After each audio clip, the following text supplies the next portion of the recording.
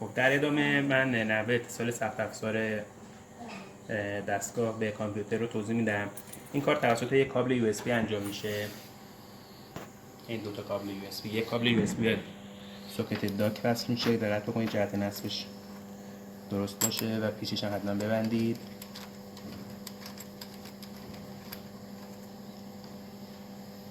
این به این شکل وصل میشه و متصل میشه به USB کامپیوتر.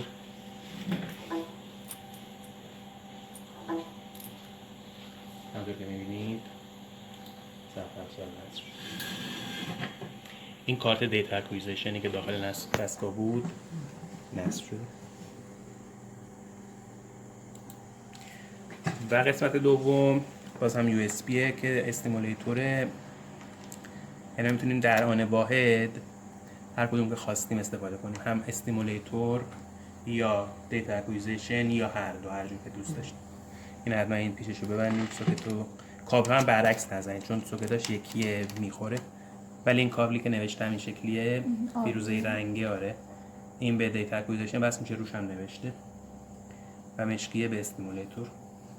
این هم دقیقاً وصل میشود به USB کامپیوتر. تمام شد. این نحوه اتصال سخت افزار دستگاه به کامپیوتر. سایر خروجی هم همونطور که عرض کردم بعضیشون مثلا با BNC ان. اینجا من یه نمونه کابل برای تست خودمون دارم. مثلا برای اندازه‌گیری امپدانس میتونیم از این کابل استفاده کنیم. شما سیم خودتون به این وصل میشه. و سوکت استیمولیتور هم به این شکل هست.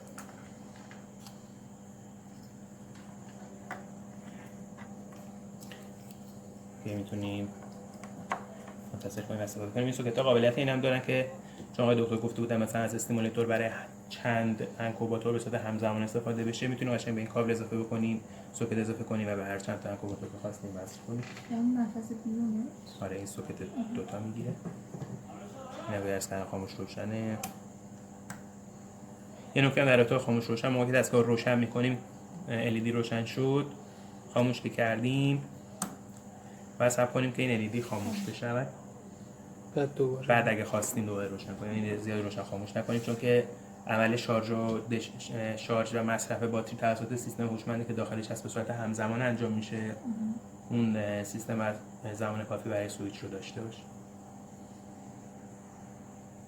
ابتدای انتهای هر کاری که باید خاموش روشن انجام بشه دیگه. نه، نمیخواد. یه بار روشن میکنید اصلا به مدت 1 ماه میتونه روشن بمونه، چون باتریاش همزمان که داره شارژ میشه همزمان مصرف هم میشه. یعنی دو تا باتری داخلش وجود داره که توسط یک مدار سویچر، یکی در حال شارژ، یکی در حال مصرف. اگر خاموش روشن کنیم چه اتفاقی میفته؟ خاموش روشن کنیم خاموش میشه دیگه. دیتا اکویزیشن قطع نمیشه از کامپیوتر، ولی سایر قسمتاش قطع میشه. یعنی شما مثلا تستایی که طولانی مدت هست هم اگه کامپیوتر مشکلی براش پیش نیاد دستگاه میتونه انجام بده.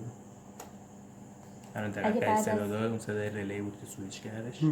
اگه بعد از مثلا هم 1 ماه مداوم روشن بودن بخوایم خاموش بکنیم، علامت خاصی میده که ما بفهمیم باید خاموش بشه یه بار؟ نه خاموش میکنید دیگه.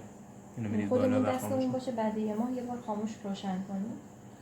هر وقت دوست داشتید میتونید خاموش روشنش کنید دیگه. من بیشتر منظورم زمان روشن بودنش بود. محدودیتی نداره. مثلا دستگاه‌های A365 یا A390 که باتری داره، باتریش برای مدت دشارژ میشه، این اون محدودیت رو نداره. الان ما مثلا با این دستگاه AD اینسترومنت یا بردوان زمانی که کار میکنه، خب صبح روشن میکنیم کار میکنیم، بعد از اون کار میکنیم خاموش میکنیم دستگاه. آره، اینا مثل همین. حتی بیشتر اگه مثلا تست شما 4 روز هم طول بکشه میتونید مدام روشن باشه، چون باتریش خالی نمیشه. یه باتری در حال شارژ، یه باتری در حال مصرف. بعد مداوم که به برق متصله دیگه. و مداوم به برق متصل باشه. دقیقاً.